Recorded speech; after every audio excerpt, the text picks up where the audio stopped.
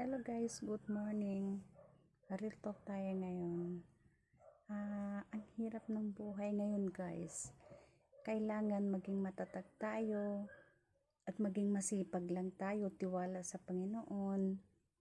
Napakahirap lalo na sa financial ngayon. Grabe. Kung hindi talaga tayong matatag, yun, at gawin lang natin, palakasin lang natin ang loob natin. At sabayan natin ang dasal at sipag para sa ganun magiging okay ang lahat. Ito lang kasi ang dapat natin gawin sa panahon ngayon at marunong talaga tayo magtipid. Huwag tayo walda sa pera. Kailangan ilaan natin yung mga pangangailangan talaga. Huli na yung mga chichibureche kapag nakaluwak-luwak na tayo guys. Yun lang po sa susunod videos.